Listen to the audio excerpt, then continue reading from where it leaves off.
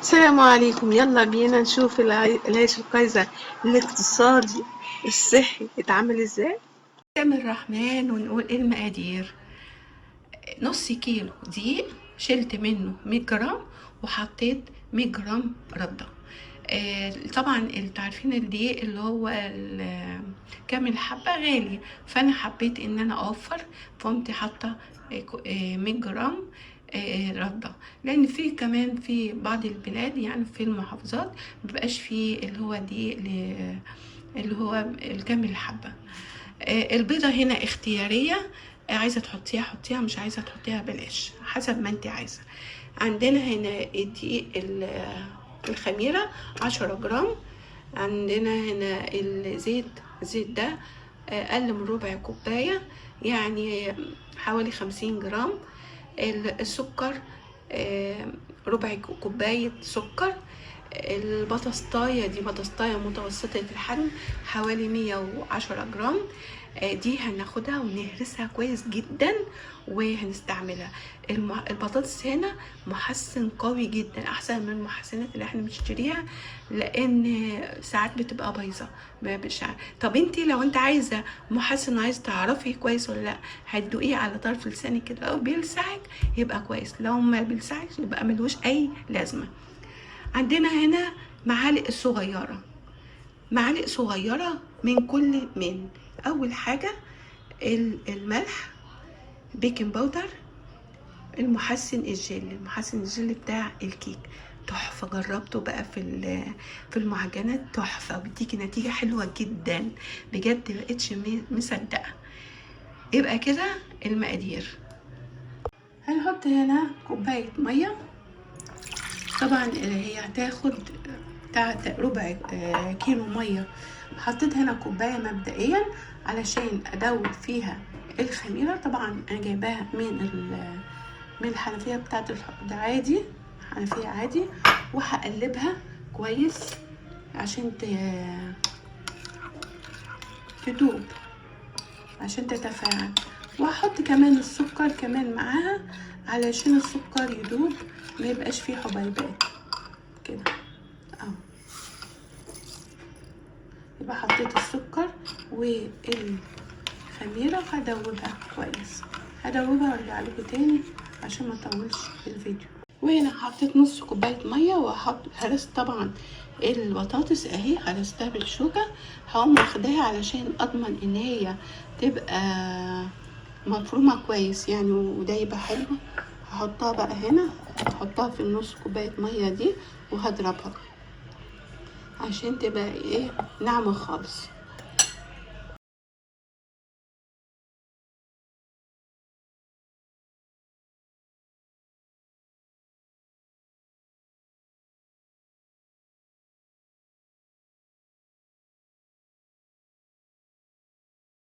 ضربتها اهي، بصوا بقى عامله ازاي اهي، مازال في هنا في الطبق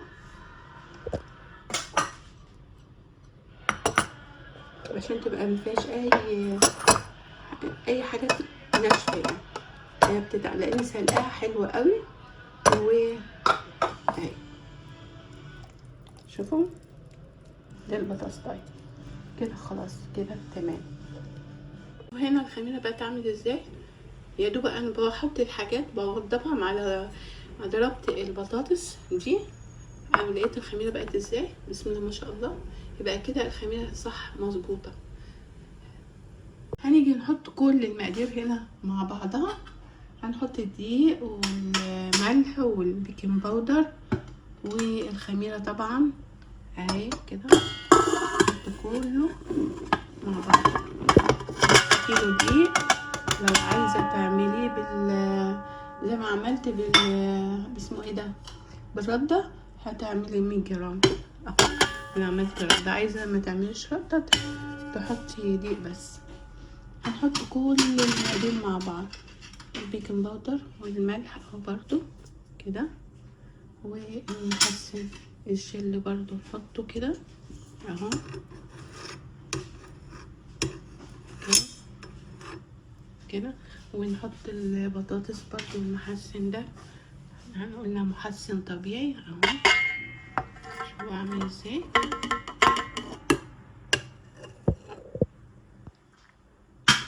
وهنحط الزيت اهو، والخميرة برضو. شوف الخميرة عاملة ازاي، طلعت منها المعلقة عاملة ازاي، سبحان الله.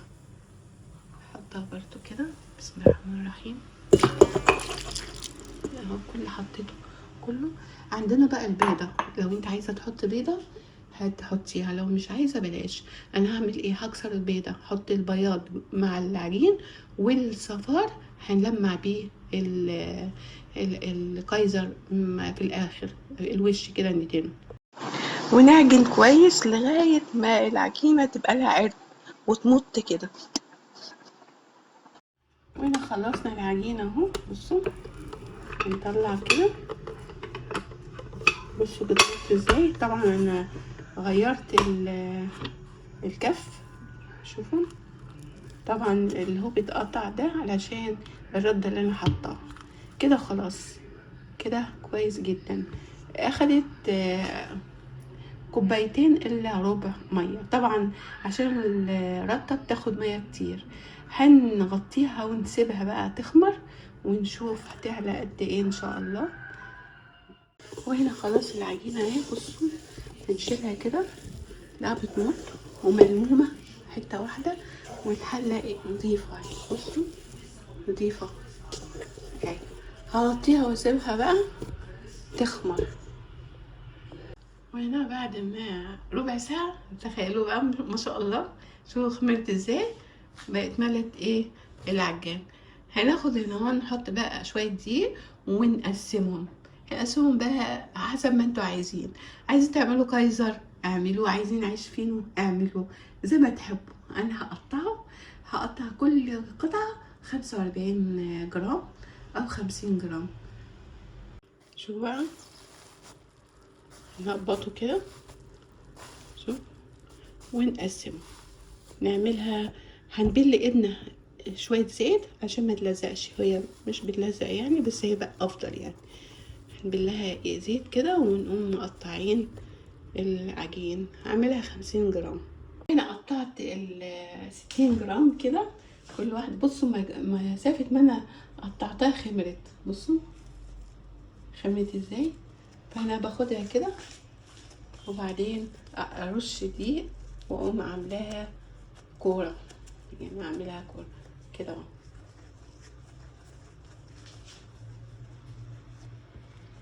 بصوا كده، واقوم حطاها هنا. هعمل بقى الكمية كلها عشان ما اطولش عليكم الفيديو. انا دهنت الصاجين، تدهنوا اي مادة دهنية، سمنة، زبدة، زي ما انتوا عايزين. النص كيلو طلعوا 18 واحدة، عملتهم كده. طبعا انا عايزة اعمله كايزر، هعمله ايه مدور كده، مش هعمل فيه حاجة تانية. لو انا عايزاه فينو هفتح افرده والفه. هعمل لكم واحدة برضو عشان تشوفوها. طبعا انا هحط كده، اوزع كده، واسيب ايه بين كل واحدة والتانية مسافة كده، علشان لسه هيخمر يعني. لسه كده مش هيخمر دلوقتي، لسه هيخمر. هو انا عملت الاولاني، اول واحدة بقت ايه خمرت عن التانية اهي. يعني متهيألي كده برضو اعمل عصاجين احسن. هرصهم وارجع لكم تاني ان شاء الله. وانا عملته كده. هنيجي هنا ونقوم ضغطين عليه كده، عشان لما يخمر يبقى ايه زي اللي احنا بنشتريه.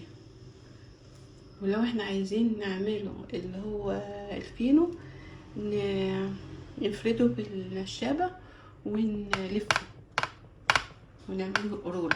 طبعا عارفين، هبقى انزل لكم برضو الصورة بتاعته. بس انا هعمله كايزر بتاع كده النهارده اهي. نتك عليه كده، ونسيب فراغات بين كل واحدة والتانية، وبعد ما يخمر ندهنه اهو. فاكرين صفار البيضة اللي انا شلتها في الاول، حطيت عليها معلقة لبن، واهدن الوش كده. طبعا انا بحب القطنة افضل من الفرشة عشان تبقى حنينة كده على العجين وما ما يهبطش. بصوا العجين بقى ازاي. فاكرين كان في مسافات قد ايه، ولسه ان شاء الله هيدخل الفرن هيخمر كمان. وانا خلاص دهنت اهو. هسخن الفرن على 180 190 على حسب الفرن اللي عندك. المهم هياخد 25 دقيقة بس. لما يخرج هوريكم بقى شكله ايه. وهنا التشكيل التاني لو احنا عايزين نعمله عيش فينو طويل كده. لو احنا عايزينه يبقى اطول يبقى نقطع القطع على اطول على اكبر. هنفرد كده بالنشابة وتكون كله بارتفاع واحد. شوفوا هي بتمط ازاي، ومن نفس الوقت هي متماسكة مش سايحة. ليه؟ علشان لما تيجي تخمر لفوق، ترتفع لفوق، ما تقومش مفتوحة من الجناب كده وتبقى شكلها وحش.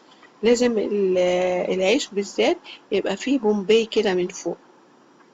ادي احنا فردناها، وهنقوم جايين من الطرف نلفها كده رول علشان ايوه بصوا اهي بنلفها كده رول. ونيجي بقى على الطرف بتاعه نقوم مدبسينه كده، نضغط عليه بحيث ان هما يجي يخمر ما يتفتحش. يبقى احنا ايه بنحافظ عليه، بنتك عليه جامد كده على الطرف بس عشان لما يخمر إيه ما يتفتحش. ونرصهم بقى في الصاج ونسيبه يخمر. شوفوا اهو انا شكلتها كده. ناخدها بقى ونحطها في الصاج ونسيبها تخمر. ده التشكيل التاني، ده اللي هو الفرق بين الطويل والكايزر.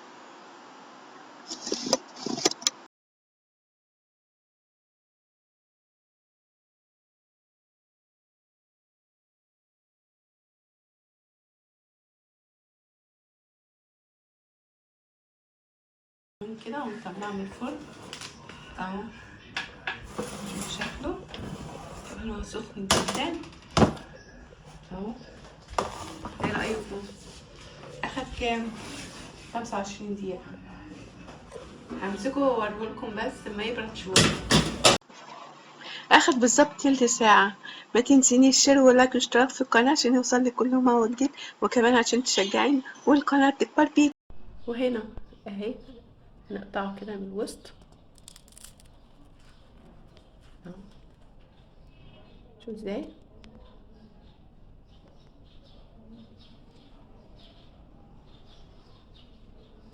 عامل زي القطنة ازاي.